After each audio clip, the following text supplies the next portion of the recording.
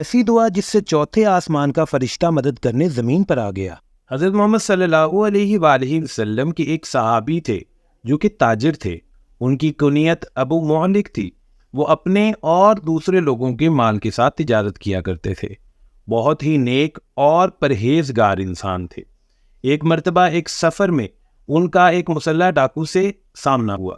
ڈاکو نے کہا، اپنا تمام سامان یہاں رکھ دو، میں تمہیں قتل کر دوں گا۔ انہوں نے فرمایا کہ تمہیں مال سے مطلب ہے، تم مال لے لو۔ ڈاکو نے کہا، نہیں، میں تمہارا خون بہانا چاہتا ہوں۔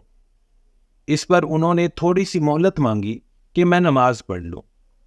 اس ڈاکو نے کہا، جتنی پڑھنی ہے پڑھ لو۔ اس کے بعد انہوں نے وضو کیا اور نماز ادا کرنے کے بعد یہ دعا 3 مرتبہ پڑھی۔ یا ودود ذل عرش المجید یا فعال لما یرید اسألک بعزتک التی لا ترام وملکک الذی لا یضام وبنورک الذی ملأ ارکان عرشک ان تکفینی شر ھذا اللصف یا مغیث اغثنی۔ تو ایک شخص گھوڑے پر وہاں نمودار ہوا جس کے ہاتھ میں ایک نیزہ موجود تھا جو اس نے گھوڑے کے دونوں کانوں کے درمیان سے بلند کیا ہوا تھا۔ اس شخص نے وہ نیزہ ڈاکو کو مارا اور اسے قتل کر دیا۔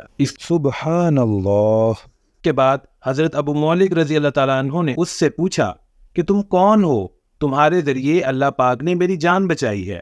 اس نے کہا، میں چوتھے آسمان کا فرشتہ ہوں۔ اس کے بعد اس نے بتایا کہ جب تم نے یہ دعا پہلی مرتبہ پڑھی تو میں نے آسمان کے دروازوں کی کھڑکھڑاہٹ سنی۔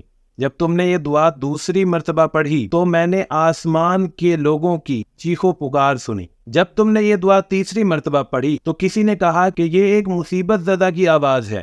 اس پر میں نے اللہ پاک کی بارگاہ میں عرض کی کہ اس ڈاکو کو قتل کرنے کا کام مجھے سونپا جائے۔ ڈیئر ویورز، اس واقعے سے ہمیں یہ سبق ملتا ہے کہ چاہے کوئی بھی مصیبت ہو، اچانک آئے یا آہستہ آہستہ آئے، اپنی زندگی میں آئے یا کسی اپنے قریبی کی زندگی میں آئے، ہمیں سب سے پہلے اللہ پاک سے رجوع کرنا چاہیے، کیونکہ جو دعا اور جس طریقے سے اللہ پاک سنتے ہیں کوئی نہیں سن سکتا۔